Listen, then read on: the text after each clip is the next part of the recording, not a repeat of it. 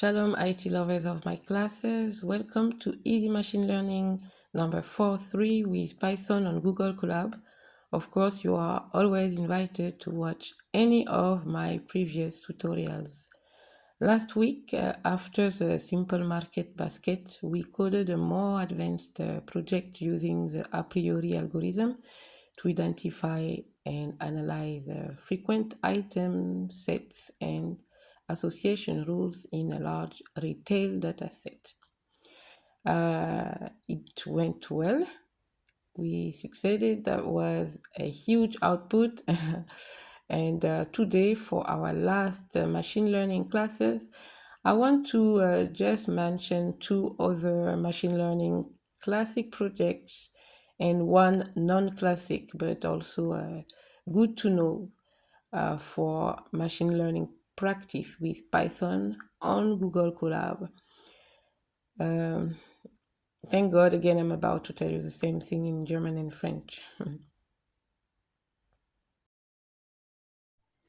Letzte Woche haben wir ein fortgeschrittenes Projekt mit dem Apriori-Algorithmus programmiert, um häufige Artikelsätze und Zuordnungsregeln in einem großen Einzelhandelsdatensatz zu identifizieren und zu analysieren. Heute für unsere letzten Machine Learning Kurse möchten wir zwei weitere Machine Learning Classic Projekte und ein Nicht-Classic erwähnen, die für die Machine Learning Übungen mit Python gut zu wissen sind.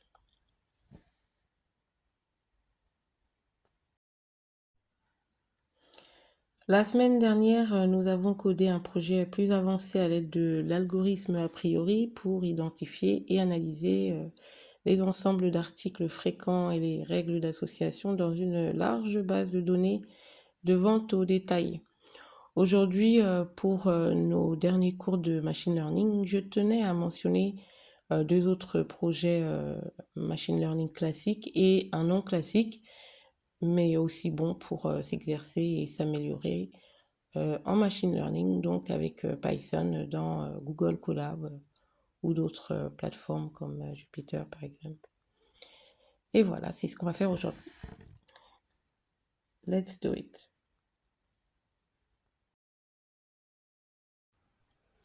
All right. As you can see, I already typed the code. So let me show you first the well-known California housing. This is the California housing classic project. This is the whole code I'm showing you. So, and of course, the idea is that we go through the steps together. So first, let me go back to the top. Okay, first we loaded the dataset, California housing.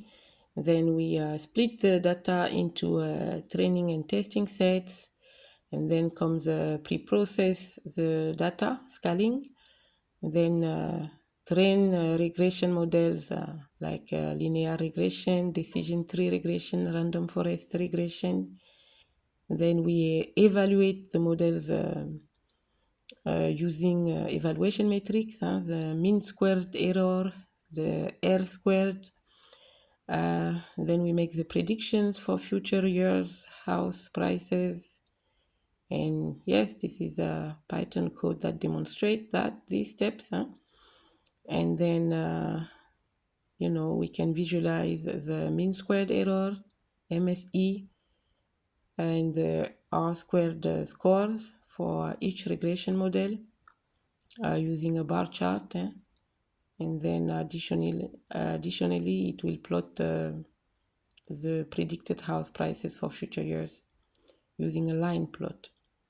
So, and then let me show you the output.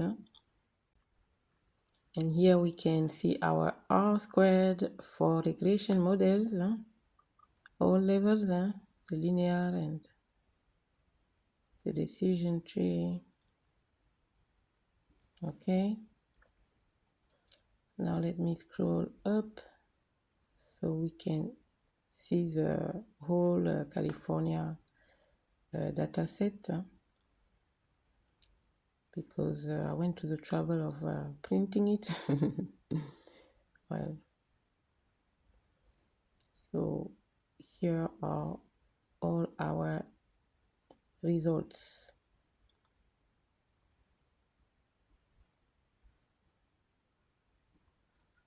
Okay, this code did indeed generate two bar charts for mean squared error, MSE, and R squared scores, respectively, and a line plot for the predicted house prices for future years.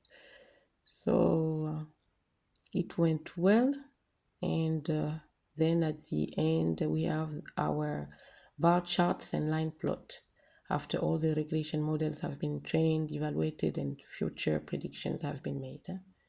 So looks pretty good. Okay, it's easy to interpret. Okay, so we can see the progression of our house prices, 25, 26, and then it's going to get stabilized a little bit. Okay, so we are good with our first classic one I wanted to show you. That's good to know for practice. And now I'm about to show you the second classic, which is also good for machine learning training exercises. Okay, this is our emails, our SMS spam filter classic machine learning project, good to know too. Now I have chosen for this class the SMS dataset. Okay, what is ham and spam here? Ham vs spam. We are talking about the origin and intention of your SMS arrivals. Ham emails or SMS are usually helpful, informative or meaningful to the recipient. But spam, in contrast, the sender's intention behind the spam emails or SMS is to promote or scam or deceive.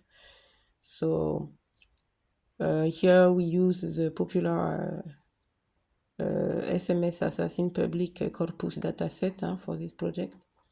And here the naive Bayes algorithm, which is commonly used for text classification task like spam detection.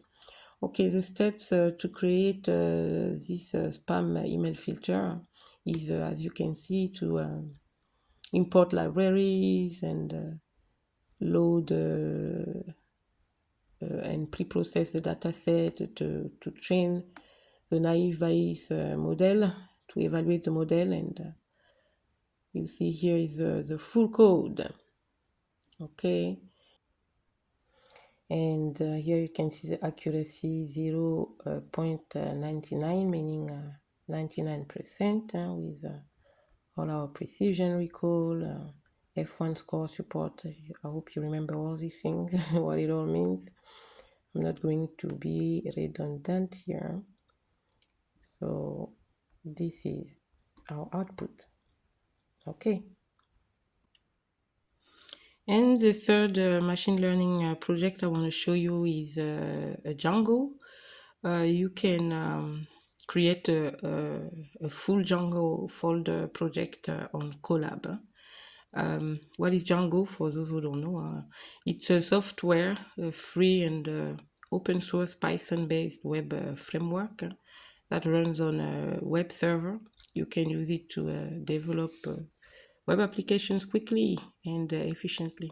In short, Django lets you create backend for websites using Python. Okay, first we have to I'm showing you the code at the same time. First, we install the Django and dependencies. Then you can create that project. Here is a simple, a simplified process to get started. So first of all, you install with this pip, install Django, and then you create Django project and structure. So it's a long code, but it's worth it. Then you give, of course, the name of your project. Here I'm going to call it just my project /settings.py for the setting content, the settings content. Yeah, it's a long thing. So we have all this. You make sure you get also your urls.py, and then you want to open your file. And then you want to get a file for your views, for the views content. And then, for instance, here, I just generated, sample data for training the model. And then it's the same thing. You train a simple linear regression model, you save the model to a file, you load the model from the file, blah, blah, blah. And then you can run the Django server. As you can see here, it's already satisfied.